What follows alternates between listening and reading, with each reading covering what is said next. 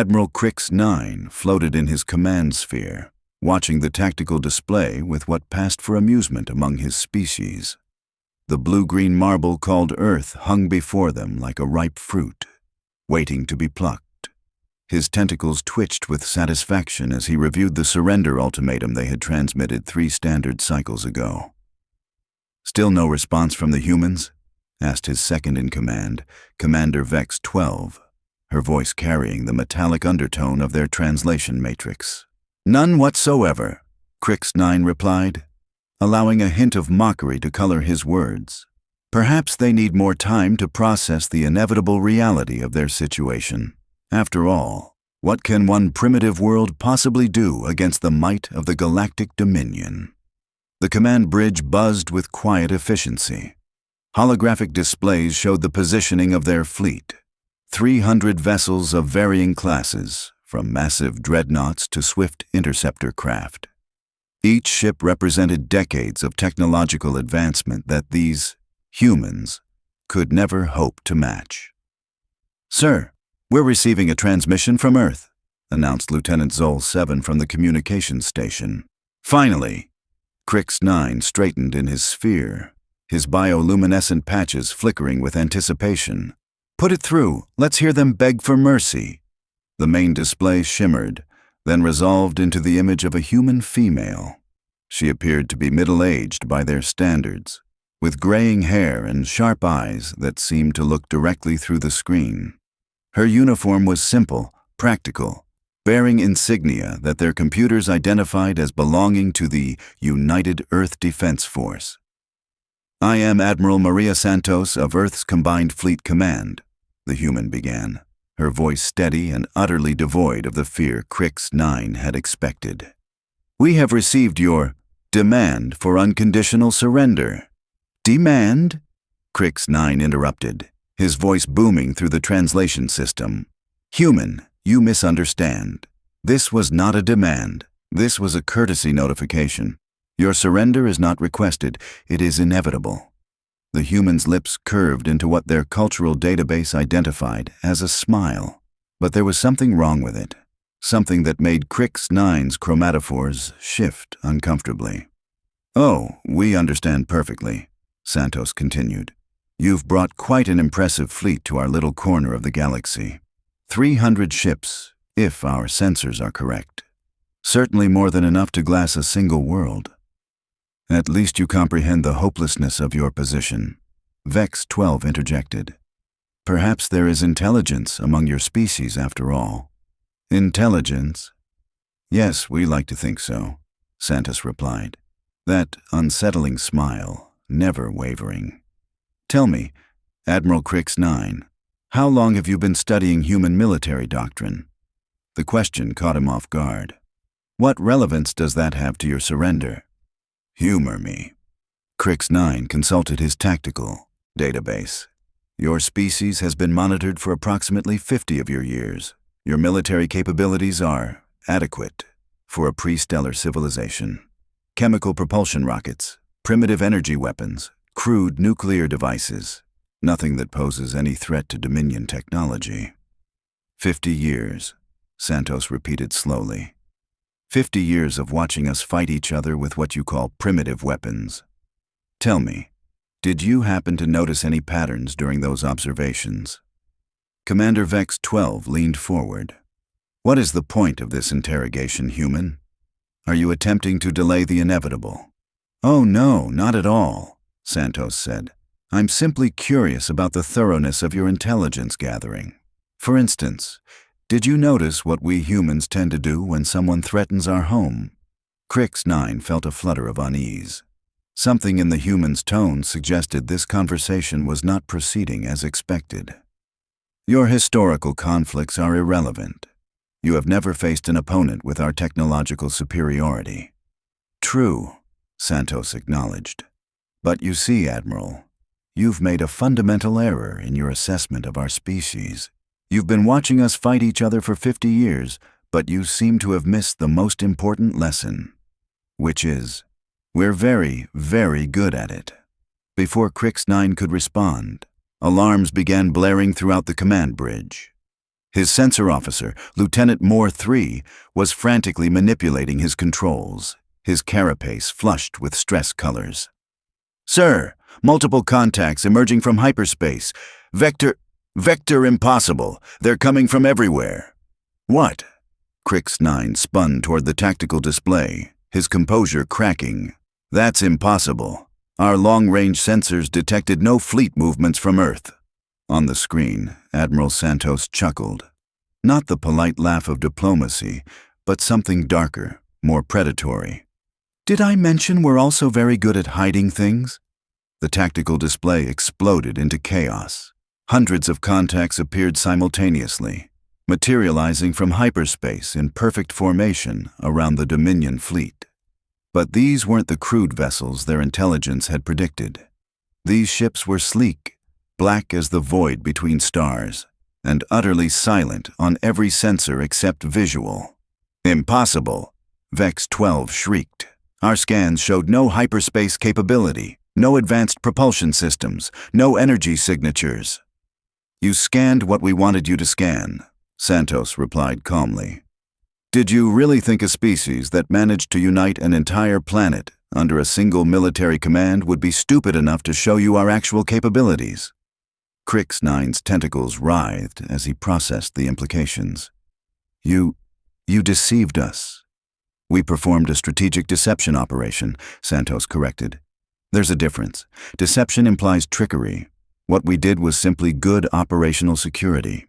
Lieutenant Zol 7 looked up from his station, his voice pitched high with panic. "Sir, I'm reading over 800 human vessels. They've completely surrounded us." 800? Santos mused from the screen. "Well, that's just the first wave. We thought it would be rude to show up with our full fleet for such a small, welcoming party." "First wave?" Crix 9 felt his equilibrium failing. "How many ships do you possess?" "Enough," Santos replied simply. "You see, Admiral, while you were watching us fight each other with what you deemed primitive weapons, we were actually doing something far more dangerous. We were learning how to build better ones." Commander Vex 12 activated the fleet communication system. "All vessels, battle stations, prepare for combat." "Oh, I wouldn't do that if I were you," Santos interrupted. "You see, your ships are currently being painted by approximately 16,000 targeting systems. Our computers have already calculated optimal firing solutions for every vessel in your fleet. If even one of your ships powers up weapons, well, let's just say the mathematics become rather unfavorable for your continued existence." The bridge fell silent except for the steady hum of life support systems. Crix 9 stared at the tactical display, watching as the black ships maintained perfect formation around his fleet. No wasted movement, no aggressive posturing. They simply waited with mechanical patience. "What do you want?" he finally asked. "Want?" Santos seemed genuinely surprised. "Admiral, you came to our world and demanded our surrender. You threatened to destroy our cities, enslave our population, and strip our planet of resources. What exactly do you think we want? Revenge?" "Justice," Santos corrected. "There's a difference, though I suppose from your perspective the outcome might appear similar." Moore 3 looked up from his sensors, his voice barely above a whisper. "Sir, I'm detecting massive energy signatures building throughout the human fleet. They're powering up weapon systems I don't recognize." "Quantum disruption cannons," Santos explained helpfully. "We developed them specifically for dealing with energy shielding technology. Quite effective, really. They don't just penetrate your defenses. They cause your own shield generators to turn their energy inward. Spectacular fireworks, from what our tests showed." Crix 9 found his voice. "If you destroy us, the Dominion will send a larger fleet. You cannot fight the entire galaxy." "Can't we?" Santos tilted her head thoughtfully. "You know, that's exactly what the Valdris Collective said when we encountered them at Proxima Station, right before we introduced them to our new gravitational manipulation technology." "The Valdris?" Vex 12's chromatophores paled. "But they control 15 systems. Their fleet numbered in the thousands." "Controlled," Santos corrected. "Past tense. They were kind enough to test our weapons for us before we had to use them on a larger scale. Very cooperative of them, really, though I don't think they intended to be so helpful. The implications hit Crix 9 like a plasma bolt. You've already been fighting, but our intelligence showed no expansion beyond your home system. Your intelligence showed you what we wanted it to show. Santos replied patiently. Really, Admiral, you should pay better attention. We've been quite busy while you were planning your little invasion. Did you think we'd sit quietly in our home system, waiting for someone to come conquer us? Impossible, Moore 3 protested. We have monitoring stations throughout this sector. Our early warning networks would have detected any human expansion. Santos actually laughed at that. Your monitoring stations? You mean the ones we've been feeding false data to for the past 15 years? The ones that are currently displaying images of our primitive fleet, while our actual ships sit right here in front of you? The tactical officer's carapace flushed deep purple with shock. You hacked our surveillance network. Hacked is such an ugly word, Santos mused. We prefer creatively accessed your information systems. And, before you ask, yes, we've been doing it for quite some time. Amazing how much you can learn about an enemy when they're thoughtful enough to discuss their invasion plans over unsecured channels. Crix 9 felt reality reshaping itself around him. Everything they thought they knew about humans, every assumption their intelligence had made, was crumbling like a house of cards in a hurricane. How? He whispered. How what, Admiral? How did you advance so quickly? 50 years ago, you were barely capable of reaching your own moon. Now you speak of quantum weapons and galactic conquest. Santos's expression grew serious for the first time since the conversation began. Admiral, has anyone ever told you about human stubbornness? Stubbornness. When someone threatens our families, our homes, our way of life, we don't just get angry. We get creative. 50 years ago, when our first deep space telescopes detected your surveillance probes, we realized something important.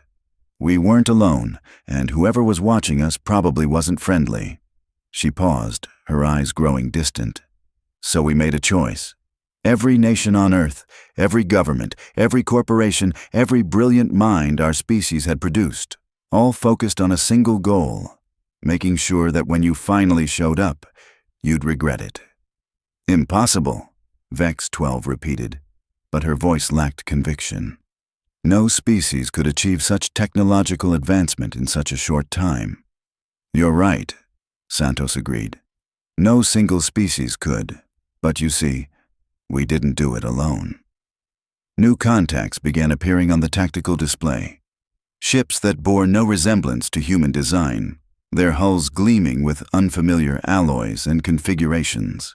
Allow me to introduce some friends, Santos continued. The Kepler refugees from the Andorian Purge, the survivors of the Rigel genocide, the last free ships of the Vegan Republic. Amazing how many species you Dominion types have managed to tick off over the years. Crix 9 stared at the display in growing horror. The new arrivals weren't just a few refugee vessels. They were full battle fleets, each one representing technologies and tactics from dozens of different worlds. We offered them something the Dominion never could, Santos explained. Hope, a chance to fight back, a world willing to stand up and say, no more. This is madness, Crix 9 breathed. You're talking about war against the entire Dominion. Billions will die. Billions are already dying, Santos replied coldly.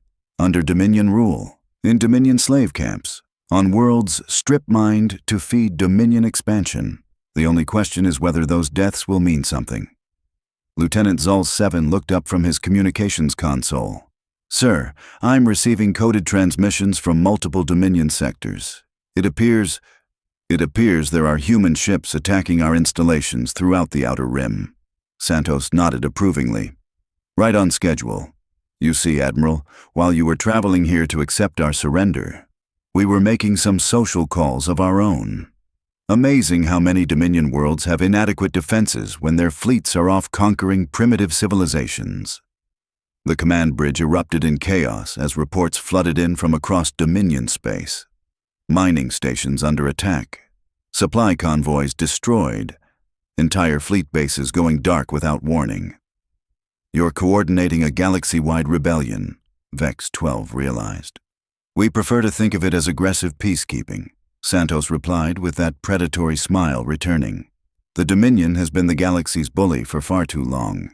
Time someone taught you better manners. Crix 9 tried to process the scale of what he was hearing. This is suicide.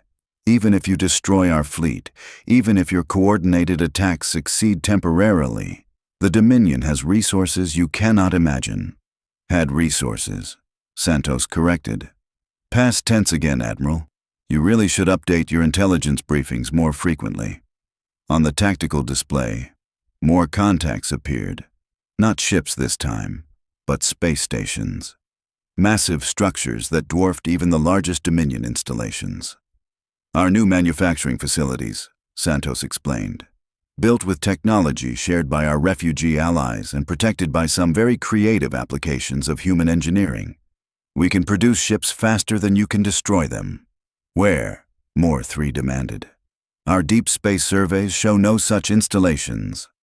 Hidden in plain sight, Santos replied.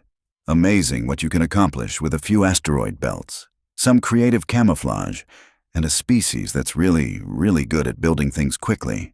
Commander Vex 12 activated the emergency communication system. Mayday! Mayday! This is Dominion Fleet Alpha requesting immediate reinforcement. We are outnumbered and outgunned. I wouldn't bother, Santos advised. Your communication relays have been broadcasting exactly what we want them to broadcast for the past 6 months. Any reinforcements you're expecting are currently dealing with their own problems. The lights on the bridge flickered as power fluctuations rippled through the ship's systems. Crix 9 didn't need his technical staff to tell him what was happening. The human ships were somehow interfering with their power grid without firing a shot. Surrender, Santos said simply. Order your fleet to stand down, transfer command codes, and prepare to be boarded. And if I refuse, Santos's smile faded completely.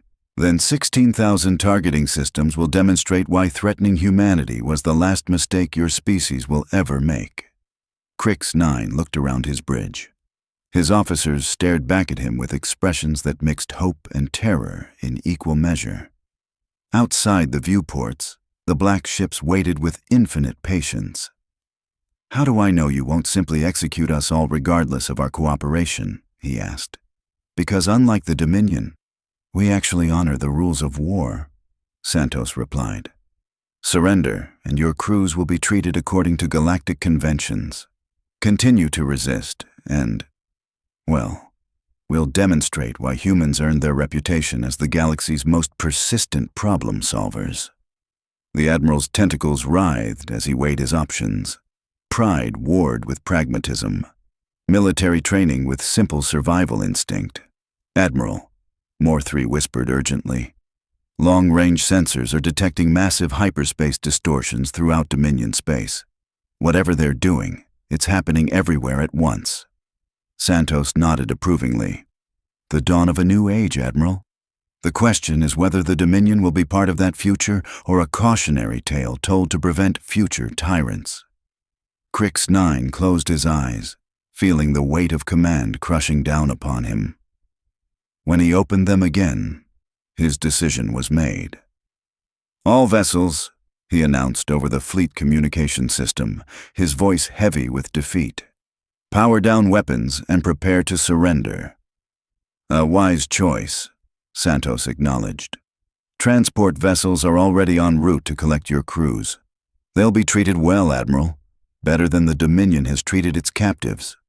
As the Dominion fleet began shutting down its systems, Crix 9 asked one final question. What happens now? Now? Santos leaned back in her chair, and for the first time, her smile seemed genuinely warm rather than predatory. Now we show the galaxy what happens when someone finally decides to fight back. The Dominion's reign of terror ends today, Admiral. What comes next?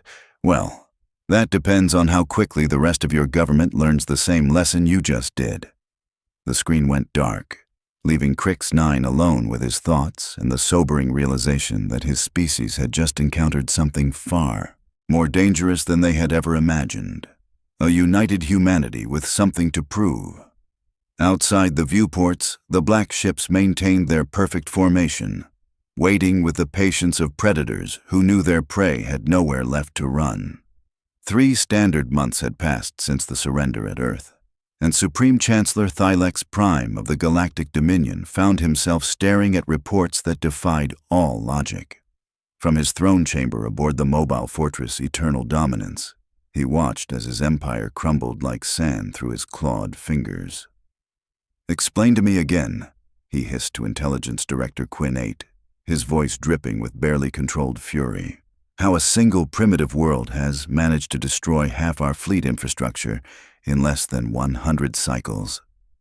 Quinn 8's exoskeleton rattled nervously. "Supreme Chancellor, the humans appear to have been planning this operation for decades. Every intelligence report we received was carefully crafted misinformation. They've been feeding us false data while building the largest military alliance in recorded galactic history." "Alliance?" Thylex Prime's bioluminescent crown flared with rage. "What alliance could possibly challenge Dominion supremacy?" "The Liberation Coalition," Quinn 8 replied, consulting his data tablet. "Led by humanity, but composed of survivors from every species we've conquered over the past millennium. They call themselves the Free Galaxy Movement." The Chancellor's primary arm slammed against his throne's armrests. "Survivors? We eliminated resistance on every conquered world. Our pacification protocols are foolproof." "Apparently not," came a new voice from the chamber's entrance.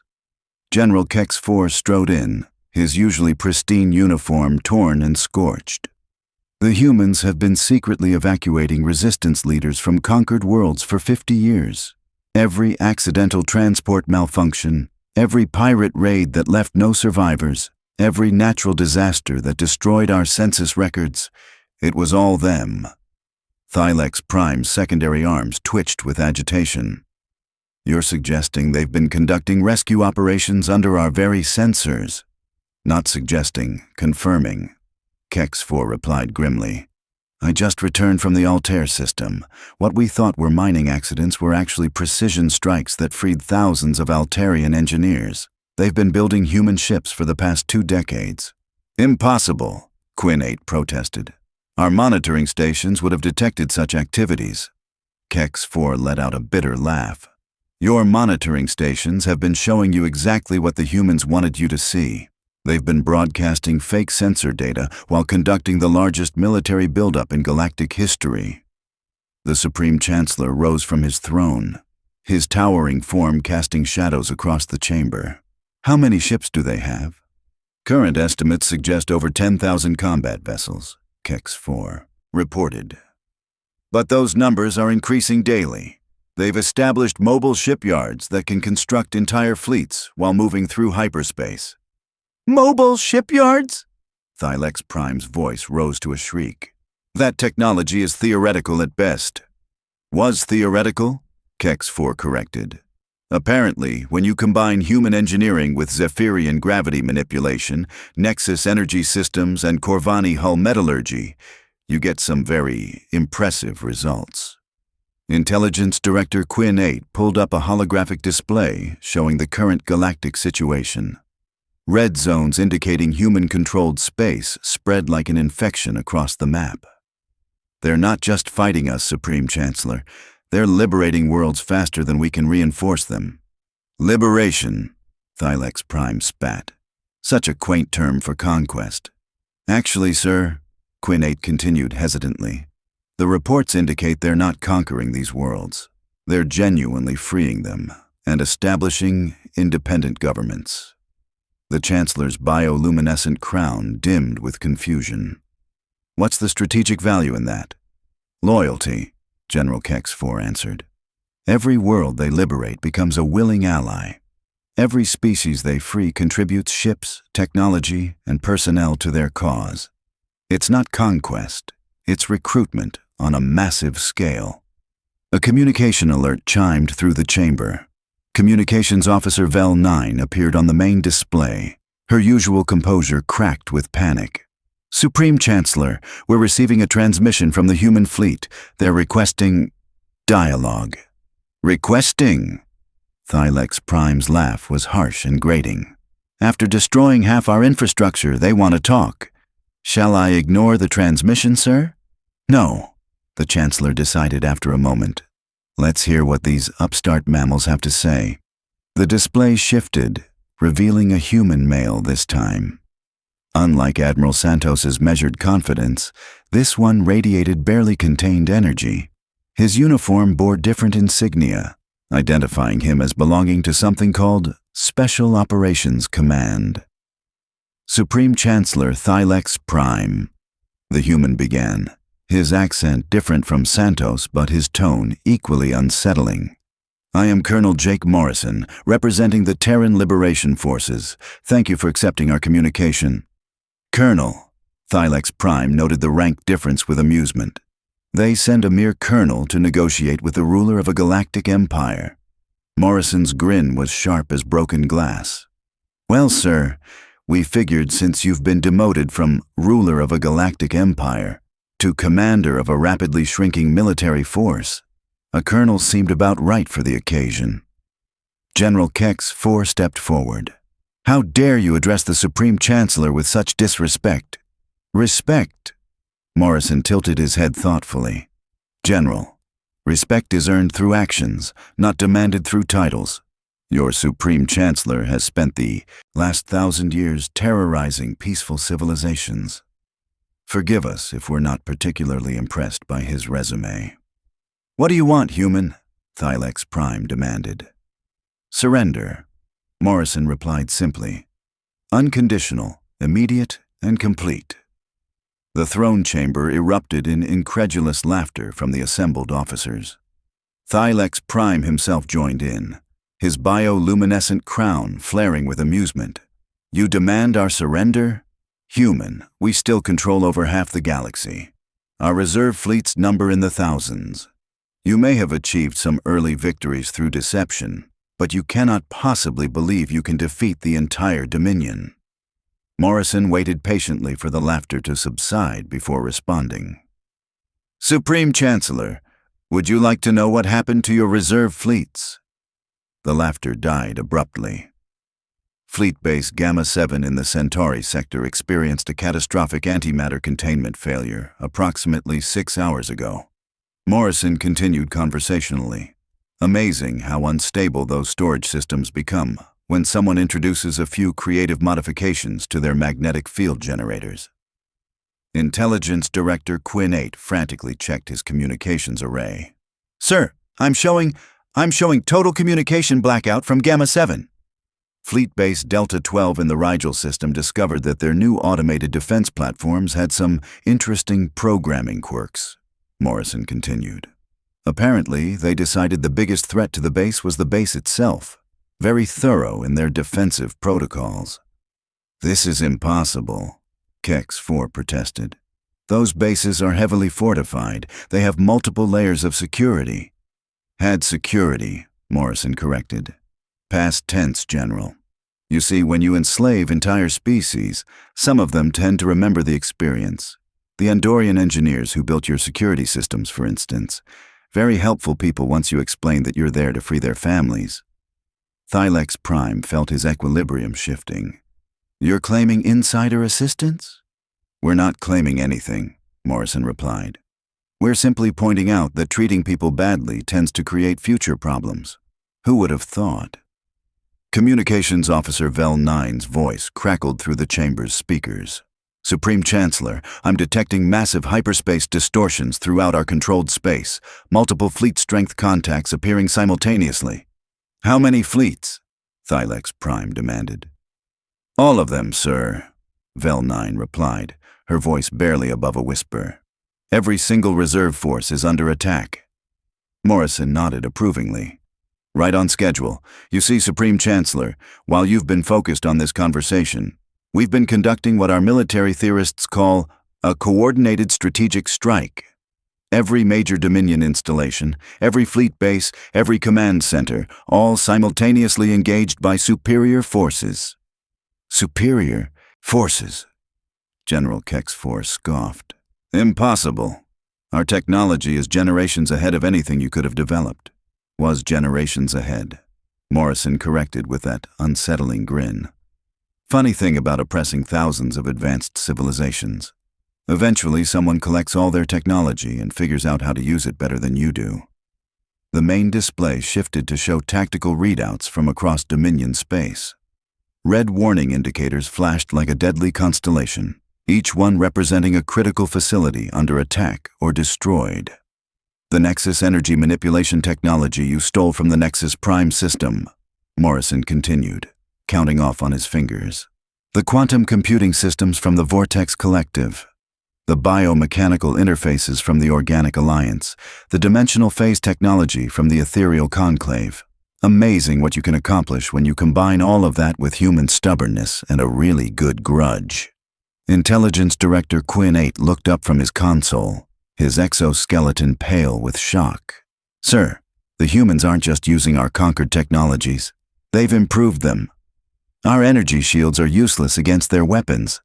Our sensors can't track their ships. Our communication networks have been completely compromised. Compromised? Morrison laughed.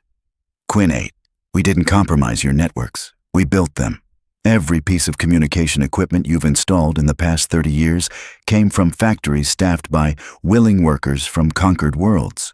Workers who were very motivated to include some special features in your technology. The implications hit Thylex Prime like a physical blow. You're saying our entire infrastructure has been sabotaged from within? Sabotaged is such an ugly word, Morrison mused. We prefer creatively enhanced. Your ships broadcast their locations to us. Your shields have convenient failure modes we can trigger remotely. Your weapons have interesting safety protocols that activate at inconvenient times. It's really quite elegant. General Kex-4 activated his personal communication device. Emergency command override. All ships, all stations, implement Protocol Omega. Shut down all automated systems and revert to manual control. I wouldn't do that if I were you, Morrison advised. You see, your manual control systems also have some interesting modifications. Amazing how helpful enslaved technicians can be when they know their families' lives depend on their cooperation. As if to emphasize his point, emergency alarms began blaring throughout the throne chamber. The lights flickered, and several control consoles sparked and went dark. Even this ship, Thylex Prime whispered. Especially this ship, Morrison confirmed. The mobile fortress Eternal Dominance was constructed using labor from 17 different conquered worlds. Did you really think none of them would hold a grudge? Communications Officer Vel 9 appeared on the emergency display, her image distorted by interference. Supreme Chancellor, we've lost primary power. Life support is failing on decks 7 through 15. The hyperspace drive is offline. Hyperspace drive? Morrison looked concerned. Oh, you don't want to restart that. The Ethereal Conclave engineers who built your phase regulators included some very creative feedback loops. Try to jump to hyperspace, and your ship will turn itself inside out. Quite spectacular, really, though not particularly survivable. Thylex Prime slumped back into his throne as the full scope of his situation became clear. What do you want from us? I told you, Morrison replied patiently. Surrender, complete and unconditional. And if we refuse? Morrison's expression grew serious for the first time since the conversation began. Then we demonstrate why threatening humanity and its allies was the worst decision your species ever made. Supreme Chancellor, you have exactly 1,000 combat-capable vessels remaining in your entire fleet. We have over 50,000 ships converging on your position as we speak. 50,000! Quinn 8's voice cracked. That's impossible! We've been busy, Morrison admitted. Turns out, when you stop spending resources on oppression and start focusing on liberation, you can accomplish amazing things. Every world we've freed has contributed ships, personnel, and technology to our cause. Every species you've conquered has joined our coalition willingly. The display shifted to show a tactical overview of their current position. Thylex Prime stared in horror at the cloud of contacts surrounding his flagship. Thousands upon thousands of vessels, representing dozens of different alien technologies and designs, all united under the banner of the Liberation Coalition. "How?" he whispered. "Hope," Morrison replied simply. "You see, Supreme Chancellor, the Dominion ruled through fear and oppression.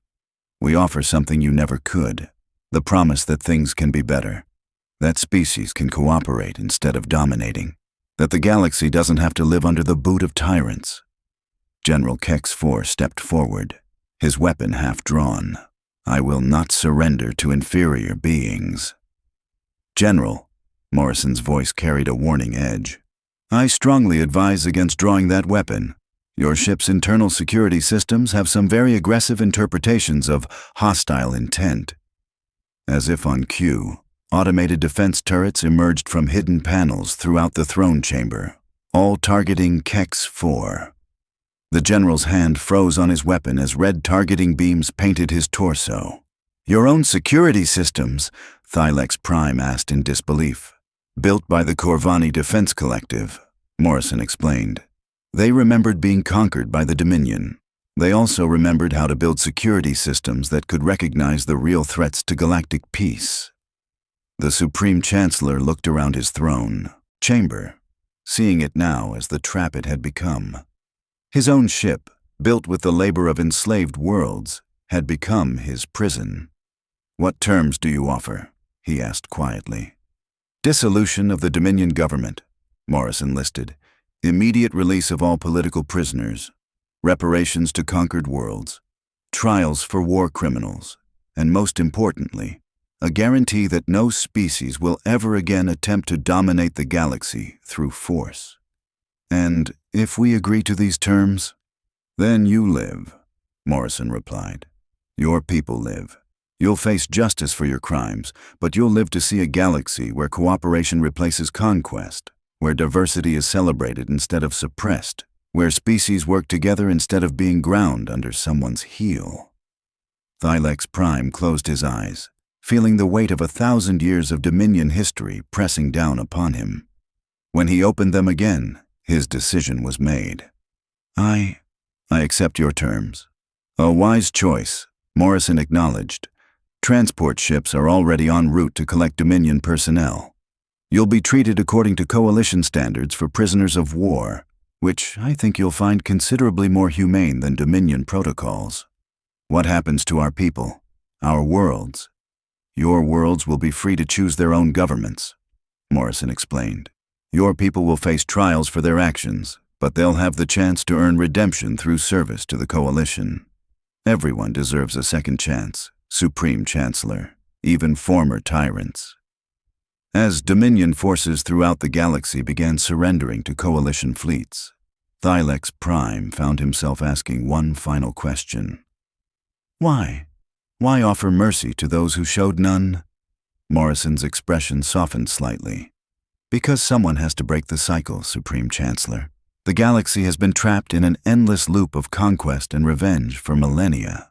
Someone has to be strong enough to choose a different path." "And you believe humans are strong enough?" "Not just humans," Morrison corrected. "All of us. Every species in the Coalition working together. Turns out, when you combine the determination of humanity with the wisdom of the ethereals, the engineering skills of the Nexus, the tactical brilliance of the Zephyrians, and the moral strength of dozens of other species, you get something the galaxy has never seen before." "Which is?" Morrison smiled, and for the first time, it seemed genuinely warm rather than predatory. "Hope, Supreme Chancellor. Real, lasting hope for a better future." As Coalition ships moved to secure the last Dominion strongholds, a new chapter in galactic history began. The Age of Empires was ending, and the era of cooperation was about to dawn. And somewhere in the void between stars, Admiral Maria Santos received Morrison's final transmission and smiled. The black ships of humanity's fleet turned toward home, their mission complete. They had knelt to no one, and, in refusing to kneel, they had freed a galaxy. The Dominion was finished. The Coalition had begun. And across 1,000 worlds, Species that had forgotten the meaning of freedom began to remember what it felt like to hope.